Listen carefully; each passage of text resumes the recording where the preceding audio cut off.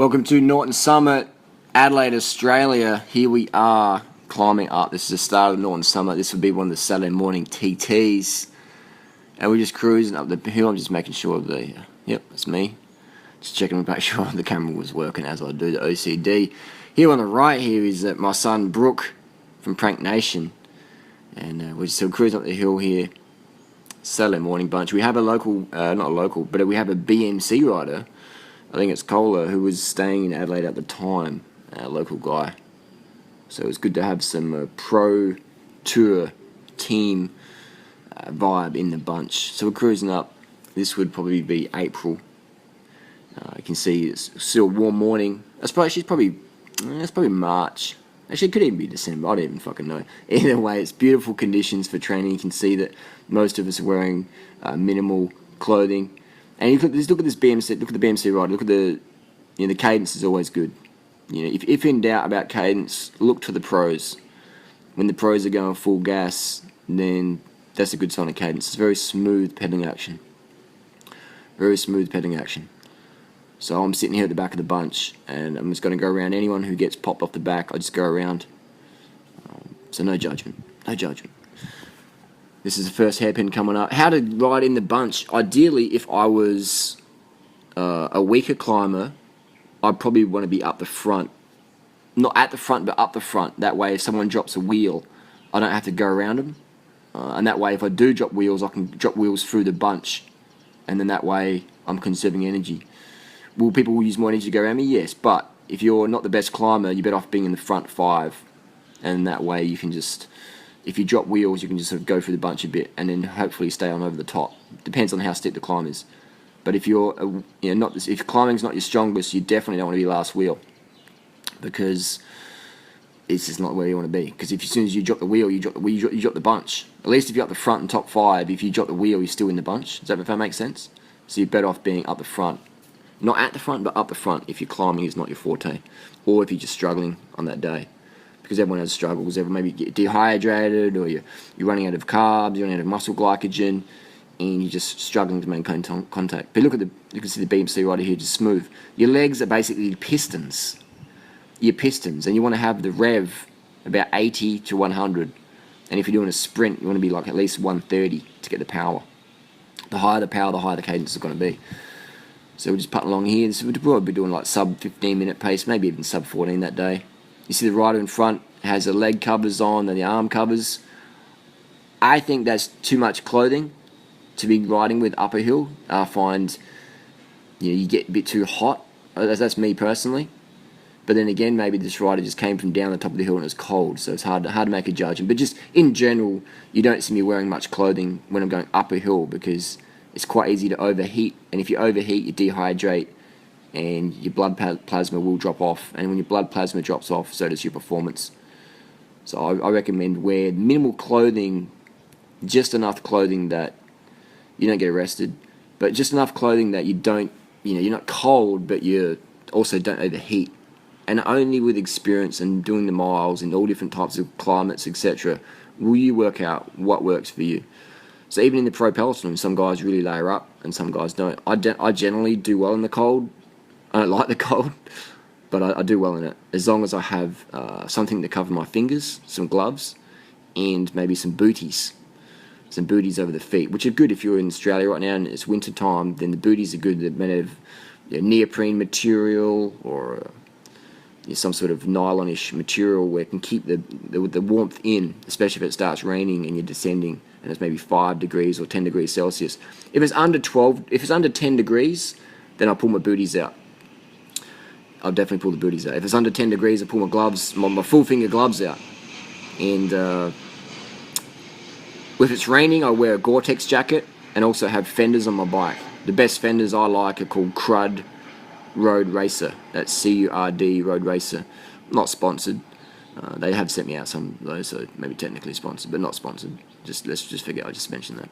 But the Crud Road Racer are lightweight fender, and they work really good on 99% of bikes out there. And you can sort of customise them if they don't fit or whatever.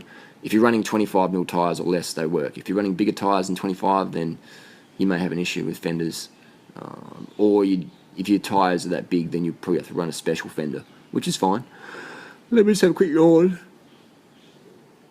We're going back. This is the first hairpin at Norton Summit. This is around the 5-minute mark. We hit this. If you're going under 5 minutes, then you're going to go under 13. So we're doing it. This is probably going to be under sub 14 pace. So we're on 5:13 now. And the pace is definitely hot. It's not full gas. You can tell it's not full gas because we're still 2 abreast. When it goes full gas, it gets strung out in a line. That's how you know any race is full gas, is when it's strung out in this long, thin string of a line. That's when you know it's full gas. And now the pace is picking up a bit. You can see riders starting to drop off the back there because it kicks up, the gradient kicks up. So it's a bit of a change in power there. I don't have any power metrics on this ride, sorry, so you just have to believe me. But you can see the riders now, if you're not feeling the vibe, this is where people are going to go off the back a bit. You can see the cadence is very important. If you get caught now in cadence, if your cadence is low, then you're going to just produce more metabolic waste product for the same given wattage. Dr. Ferrari popularised the cadence with Lance Armstrong. He's basically theorised and provided proof of concept that the higher the torque, the more the metabolic fatigue. So one way to have the power but the lower the torque is to increase the cadence. Right? So if the cadence is around 80 or 90, then you're going to have 80 to 100, you're going to have less fatigue metabolites if you're riding at certain wattage. So that's why you can see the riders here, the cadence is pretty good now. You just got to be. You see these 2 riders here, quite slight guys. Yeah. No yawn. And I'm dead last, basically. I'm dead last. So with the BMC rider had enough early on. And now, look at it, single file now. It's single file now. Now the pace is on. Now the pace is on. Right, so as soon as you see it strung out like that, and then see the gap starting to open then? That's when now we've got to focus. Now we've got to lock it in. And now I'm going to move up a bit. There's a gap open there. So there you go. And now I'm waiting for the rider to close the gap. I should have closed it quicker because that's a big gap now. I should have not waited for so long. And now there's a gap. See the gap? There's 2 gaps there. There's a gap in front of this rider here, and there's another gap coming open. So now it's really getting hot. Will we get back on? I can't remember if I got back on this ride. I can't even remember. So look at that. There's 2 gaps. There's a front group right now. There's a front group of 4 riders, and we're closing the gap. So that someone has attacked. Now they're out the saddle. So it's getting hot. It's probably down at 500 watts now. You can see also at this speed to the rider's GLA, the vest is open, so they're losing a bit of resistance there with the wind because it's flapping a bit, and we're going pretty fast. And my son Brooke there, I told him to get off his bike and get a job. He's got popped, so the gap is open up. Will we get back on? It's a big gap, isn't it? They're fucking motoring down up ahead. So that's important to be up the front as well, because then you can see when the breaks happen. So I was sitting in the back just sort of diddling my thumbs, talking too much, and then boom, the gap opened up. They're really motoring, aren't they? Ooh, looks like there's another gap off the front. So riders off the front of that one. So yeah, it's really getting hot now. And we're 8 minutes in. So the legs are really starting to sizzle. They're really starting to sizzle. And these riders, they're not from the group, they're from elsewhere. So Adelaide's a very popular place. Will we get back on? I can't even remember. Did we get back on the bunch here? Or was this an example of those who hesitate, masturbate, and we missed the gap because we waited too long? That's an example of where I wasn't paying attention. So now I'm sort of signaling behind this rider. I'm saving a bit of watts because we're hooking along. This rider on the red bike, he's fit. He's got really good form. He's pedaling really well. His cadence is like textbook. He's pedaling like a pro. And we're back on. We are back on. So it looks like they slowed up a little bit. Is there still a group in front?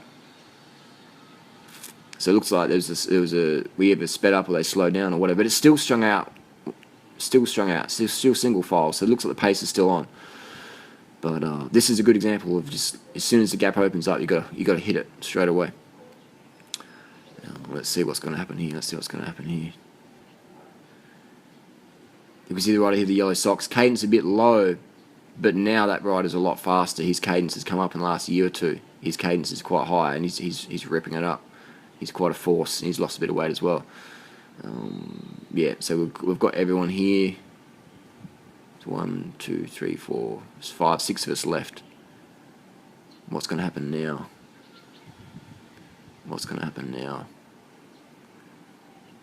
So the pace is still good because we're in single file. It looks like it's eased off a bit because I'm sitting to the left.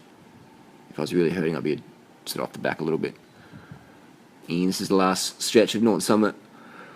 Oh, yawning.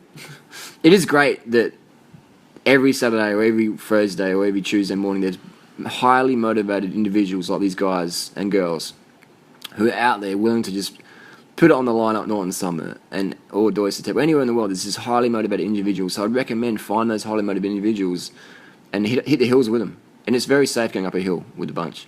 Here we go again. Now it's going on. Now what's going on? It's picking up again. See, I'm suffering right now. The gap. Oh, here we go. Doing right is going to get dropped. Oh, look at that acceleration. See, yeah. I hesitated massively there, and I don't think I'm going to get back on that one. That was like probably 800 watt acceleration, and I'm cooking. So now I'm going to jump on these guys' wheels, and hopefully they can drag me up. I definitely hesitated there. You got to get on straight away, Duranota. Straight away. So luckily I got these two lads, and they're going to hopefully bring me back. If I can just hold their wheel, they'll bring me back. Because I know this guy here, the Leggins, he's a good climber, so I know I have trust in him that he will get across. So I'm just biting my stem here, holding on. Well, that was a pretty powerful acceleration, wasn't it? Again, example, you just got to get the wheel as soon as it goes. Got to get on it, otherwise you miss the break. What happens here? This is suspenseful, isn't it? Suspense. Does Duranota get dropped again? I don't think. Here we go. Here we go. Now I've got to get on it straight away. I'm lagging. Oh no, I'm lagging. Something must be happening that day. I just didn't have the gas. It's a wave there from the ladies. Yeah, what's going on, Duranota? That's a bad move. I should have gotten the wheel straight away. What's going on? Not sure. Not enough carbs that day, but we can see these guys are all like national level road riders. And he's riding across there. He's bridging the gap by himself, and they are outie. So I definitely wasn't having the best day that day. But it was a good breakdown. You can see, I can look back now, I can see where I could have improved, is get the wheel straight away, no matter what. You just get that wheel straight away, and those riders are out of there. That was a massive acceleration. So lesson learned for this video is if you're going to go with it, you have to go with it 100%. You can't let the gap open. If you let the gap open, then see you later. Sayonara. Lights out. TKO. So that's an example there that you just I've got to hold that wheel no matter what. Be focused on the goal. Hold the wheel. Because I'm still holding the right wattages here, but nah, that's not good enough. Duranota. You got to hold that wheel. So the big acceleration in the ends. And I just couldn't match it. I just could not match it. Didn't have enough power to accelerate along. Duranota gets dropped on Norton Summit. Done. This is a climb where as well, if you don't, on a steeper climb you don't need the draft, but on this Norton Summit, it's a fast climb, you have to hold the wheel. If you don't hold the wheel, you're going to lose a lot more time because it is a very fast climb and it does suit drafting. So there you go. On the fast climbs, you definitely got to hold the wheel. Steeper climb not so as important, because the drafting effect doesn't really matter as much. But if you're trying to catch a guy of 4 or 5 riders and they're swapping off turns and it's a fast climb, your chances are you're not going to catch them because they're going to have that aero advantage on you, the single rider. But it was a good time. So it wasn't even that fast. It was 13:40, something like that. Sub 14. Must have had a bad day that day. Not sure what was going down because about a minute off from PR. But a very good training, and thanks to all the hitters out there and all the people out there who are having a crack. Saturday morning fun. Norton Summit, Adelaide. Leave your questions down below. Moral of the story, get the wheel. As soon as it comes past, you've got to get the wheel. Get on it straight away. Otherwise, you miss the draft and you're going to lose time. And you're going to get dropped like Duranota did on this day. On this day of Norton Summitness. Thanks for watching. Leave your comments, questions down below. Cab the fuck up and stay safe. See ya.